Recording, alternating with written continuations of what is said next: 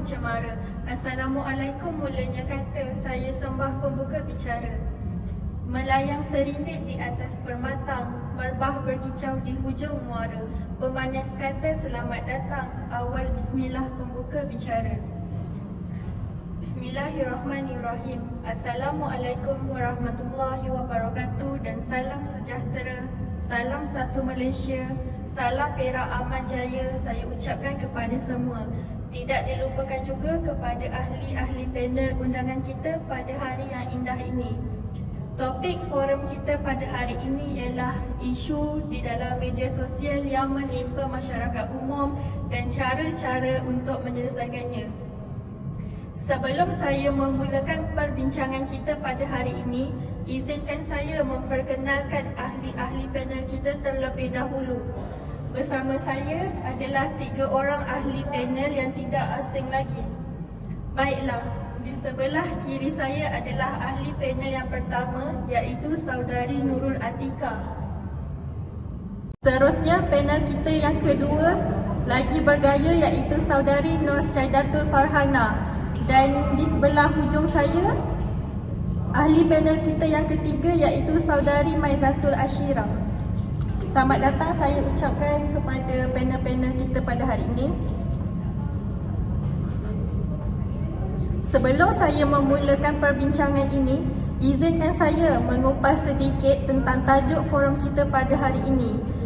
Internet merupakan satu sistem komunikasi yang menyampaikan maklumat di seluruh dunia. Sistem ini boleh diperolehi melalui komputer yang disambungkan ke peranti seperti talian telefon, sistem wifi dan juga melalui modem. Dalam dunia yang serba moden ini, seluruh masyarakat dunia berlumba-lumba untuk belajar dan memiliki talian internet sendiri. Melalui internet, kita boleh menerima pelbagai maklumat dan juga kita boleh berkomunikasi antara sesama. Baiklah, saya akan mengajukan soalan kepada panel kita yang pertama, iaitu Saudari Nurul Atika. Seperti mana yang kita ketahui, terdapat pelbagai isu di media sosial pada masa kini. Menurut Saudari Atika, apakah yang menyebabkan media sosial ini memberi kesan buruk kepada setiap individu? Dipersilakan. Terima kasih kepada moderator. Suka untuk kita nafikan bahawa media sosial ni merupakan antara penyumbang kepada kemerosotan kesihatan seseorang. Tak kisahlah kesihatan mental, fizikal ataupun emosi.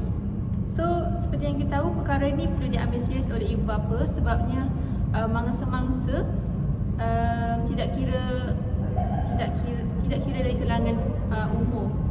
Ada juga yang dari setahun jagung maupun hingga ke warga emas. So, ibu bapa ni patut perlu diambil serius sebabnya benda ni penting dengan isu kesihatan mental dengan penggunaan media sosial. So kita tak nafikanlah setiap individu mempunyai akaun media sosial, tak kisahlah Facebook, WhatsApp, Instagram ataupun macam-macam lagi lah. So akaun ni sememangnya ada setengah individu akan menjadikan platform tu sebagai alat untuk berhubung dengan individu yang lain.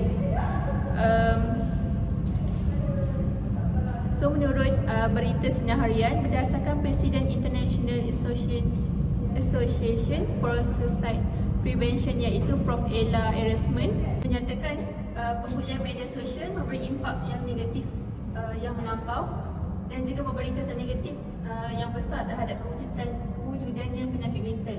So kenyataan ini juga ia disokong oleh pakar psikiatri dari Pusat Perubatan Universiti Islam Antarabangsa Malaysia UIA, iaitu Dr. Roza Nizam Zakaria, yang menyatakan penggunaan gadget dan media sosial yang berlebihan bukan sahaja menyebabkan masalah mental, malah dari menurut kajian saintifik menunjukkan media sosial ini akan memberi berkaitan kepada kes-kes keburunan seperti anxiety, kesedihan yang melampau dan sebagainya. So secara tak langsung ia menyumbang kepada seseorang itu berfikiran yang negatif yang boleh menyebabkan dia lihat post orang-orang lain di media sosial ni akan memberi keyakinan dia berkurang. So saya rasa setiap individu itu ada perasaan macam tu lah kan. So perkara ini dia timbul dalam diri seseorang disebabkan rasa insecure yang meningkat disebabkan melihat post orang lain berkaitan kemewahan, kecantikan, kejayaan dan sebagainya lah. So benda yang ditayang dekat media sosial tu dia tak sama dengan kehidupan kita. So perkara ni akan menjadi tanda tanya dalam diri kita. So kita akan menjadi rasa kesihatan mental kita berkurang dan down sebab kita asyik berfikir je kenapa tak ada kita tak sama dengan dia, tak dapat kemewahan tu. So itu sahaja yang dapat saya ulaskan. Terima kasih. Kembali kepada moderator. Terima kasih kepada ahli panel pertama kita, Saudari Atika. Saya bersetuju dengan isu yang diperkatakan tadi, yang di mana media sosial ni memberikan implikasi kepada kesihatan mental individu. Seterusnya, saya ingin mengajukan soalan kepada ahli panel kita pertama, iaitu Saudari Atika. Apakah jalan penyelesaian kepada isu tersebut dan juga cara untuk mengatasinya? Dipersilakan. Terima kasih. Antara jalan penyelesaian yang saya cuba adalah, yang pertama adalah kurangkan penggunaan media sosial. So dalam contoh minggu ni kita guna media sosial, scroll TikTok, IG semua tonton. So 6 hingga 10 jam sehari. So minggu depan kita cuba ubah diri kita untuk kurangkan penggunaan media sosial dalam 5 hingga ke 7 sehinggalah ia dapat membantu mengurangannya kesihatan mental. Yang kedua adalah menjadi atau menerima diri sendiri. So elakkan untuk menjamakan diri kita ataupun takdir kita dengan orang lain. Sebenarnya dan juga kurangkan kita melihat ataupun story IG orang lain. Kalau tidak tengok pun tengok tanpa ada perasaan macam dia lebih cantik ke, lebih kaya ke. So benda ni akan mengurangkan rasa keyakinan diri kita lah. So antara penyelesaian dia adalah elakkan kita lihat benda-benda macam tu. Selain itu juga letakkan rasa bersyukur dalam diri kita. Sebenarnya mungkin apa yang kita ada ni orang tu tak ada. Apa yang orang tu ada kita ada. So stop compare yourself with other people. Jadikan perkara yang kita ada tu motivasi dalam diri kita. Yang ketiga adalah sibukkan diri dengan perkara yang bermanfaat. Contohnya kita sebagai student kan, contoh ada hari kita tak ada kelas kan. So kita join lah program macam program jati diri ke ataupun program tak payah join program pun tak apa. Pagi-pagi tu kita pergi jogging ke, workout ke. So daripada situ kita dapat pulihkan kesihatan mental kita yang sebelum ni merundum. So daripada perkara tu kita dapat sihatkan balik kesihatan mental. Terima kasih. Kembali kepada moderator. Terima kasih kepada ahli panel kita yang pertama, itu Saudari Atika, atas perkongsian tentang cara dan juga jalan penyelesaian kepada isu tersebut. Seterusnya kita pergi kepada panel kita yang kedua yang berada di tengah, iaitu Saudari Farhana. Sebelum saya mengajukan soalan kepada Saudari Farhana, saya akan menerangkan terlebih dahulu tentang isu yang ingin diperkatakan oleh panel kita yang kedua. Pada masa sekarang, media sosial merupakan perhubungan dan penyebaran maklumat sekaligus menjadi satu trend dalam kehidupan masyarakat masa kini, terutamanya golongan remaja. Bolehkah Saudari Farhana mengemukakan pandangan saudari mengenai isu ini? Dipersilakan. Terima kasih kepada moderator, Saudari Aida dan panel satu, Saudari Atika. Jadi seperti yang moderator katakan bahawa penyebaran maklumat palsu merupakan salah satu isu dalam media sosial yang menimpa masyarakat umum. Okay, seperti yang kita tahu, penyebaran maklumat palsu tanpa batasan menjadi satu trend pada zaman yang ini, terutamanya pada waktu pandemik COVID-19. Kemunculan berbagai aplikasi menjadikan masyarakat sekeliling mudah untuk menyebarkan maklumat palsu melalui berbagai cara, kaedah secara mudah dan percuma. Fungsi kemudahan yang sedia ada ini ditubuhkan bagi menyebarkan perkara-perkara yang baik, tetapi ada segelintir masyarakat yang tidak bertanggungjawab menggunakan kemudahan yang ada ini sebagai salah satu medium untuk disalahgunakan. Contohnya seperti kita tahu, penyebaran maklumat palsu yang boleh kita dapatkan seperti MH 370, MH 17 melanda di Bandar Timur dan kini isu pandemik COVID-19. Okay. Seterusnya, tindakan ini mampu mengundang fitnah kepada berbagai pihak kerana ia merupakan tindakan yang boleh menjatuhkan reputasi seseorang melalui apa yang dimaknai ke dalam media sosial tersebut. Contohnya seperti ada satu berita yang menggemparkan warga Ipoh, iaitu seorang wanita dia memaknai status di laman Facebooknya yang mengatakan bahawa sebuah restoran popular nasi ganja yang diberi nama nasi ganja, wanita tersebut bagi tahu bahawa mereka memasukkan najis manusia ke dalam masakan mereka. Tetapi masyarakat sekeliling mengatakan bahawa berita itu adalah berita palsu. Kenyataan itu telah ditepis oleh ramai masyarakat dan pemilik kedai itu sendiri mengalami kerugian selama 3 hari kerana memberi laluan kepada pihak yang bertanggungjawab untuk menjalankan siasatan. Setelah hasil siasatan telah dikeluarkan, wanita tersebut dia memohon maaf secara terbuka di laman Facebooknya sendiri dan memandang status yang telah dimaknai ke dalam laman Facebooknya. Okay, seterusnya, kemasan mengasas maklumat tanpa sepadan dapat memberikan kesan yang buruk kepada individu yang terpabrik. Sebuah kajian yang telah dijalankan oleh Universiti Tun Hussein of Malaysia, iaitu UTHM, seramai 190 orang responden telah diambil untuk menjalankan kajian tersebut. Hasil kajian dapatan merekodkan bahawa seramai 90% setuju bahawa kegiatan penyebaran barang palsu adalah punca daripada kebiasaan penyebaran info tanpa batasan oleh pihak yang tidak bertanggungjawab. Dengan menyebarkan berita atau maklumat yang palsu sebelum mendapatkan apa-apa pengesahan daripada pihak berkuasa, boleh dikatakan sebagai breaking news syndrome. Seterusnya, dalam kajian Muhammad Anwar Ramli dan rakan-rakan mengatakan bahawa terdapat beberapa langkah atau cara yang dapat dikenabasi dalam aktiviti penyebaran maklumat palsu ini. Antaranya ialah penyebaran maklumat palsu berkaitan dengan sijil halal dan makanan halal.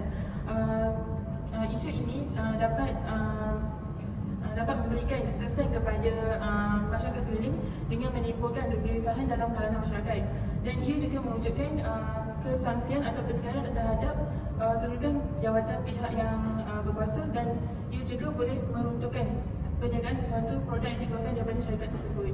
Saya rasa itu saja untuk kongsian saya. Terima kasih kepada ahli panel kita yang kedua, iaitu Saudari Fahana. Di sini dapatlah disimpulkan bahawa sekiranya kita ingin menyebarkan sesuatu maklumat itu, kita mestilah memastikan yang perkara itu adalah perkara yang benar dan bukannya terus menyebarkan perkara tersebut secara melulu. Okey, saya ingin mengemukakan satu soalan kepada Saudari Fahana.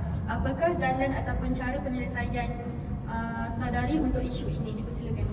Okay, terima kasih Saudari Aida. Saya dapat simpulkan bahawa terdapat 3 jalan penyelesaian untuk membanteras penyebaran maklumat palsu ini daripada terus berlaku. Antaranya ialah masyarakat haruslah rajin untuk mengkaji atau membaca isu-isu semasa daripada aplikasi yang telah ditumbuhkan oleh kerajaan. Contohnya seperti aplikasi Sebenarnya Mai. Daripada aplikasi ini, kemungkinan kita akan dapat sesuatu berita atau maklumat yang sahih dan benar. Yang kedua, pendakwah haruslah memainkan peranan yang penting, terutama dalam hal ehwal keislaman, kerana dengan adanya bukti atau hadis yang sahih, ia mungkin dapat mengukuhkan lagi maklumat tersebut. Untuk yang terakhir, dalam konteks mahasiswa di universiti, mahasiswa atau staf yang berada di dalam universiti boleh menggantungkan poster-poster tentang bahayanya penyebaran maklumat palsu ini untuk mereka sedar bahawa bahayanya jika kita tidak mengambil tahu tentang penyebaran maklumat palsu ini. Saya rasa itu saja. Terima kasih kepada ahli panel kita yang kedua, iaitu Saudari Fahana, atas isu dan juga cara untuk mengatasi masalah tersebut. Seterusnya, kita pergi kepada panel kita yang ketiga dan juga panel terakhir kita pada hari ini, iaitu Saudari Maizatul. Sebelum saya menyerahkan kepada saudari, saya akan menerangkan terlebih dahulu mengenai isu yang akan dikatakan oleh Saudari Maizatul kita. Buli cyber merupakan ancaman cyber ketiga terbesar di Malaysia sejurus selepas penipuan dan penggodaman atas talian. Bolehkah Saudari Maizatul mengemukakan pandangan saudari mengenai isu ini? Dipersilakan. Pertama sekali, terima kasih kepada moderator kita dan dua lagi ahli panel kita yang cantik-cantik ni. Okey. Assalamualaikum, saya Zulkan. Pertama sekali saya nak terangkan tentang maksud buli cyber ni. Buli cyber ni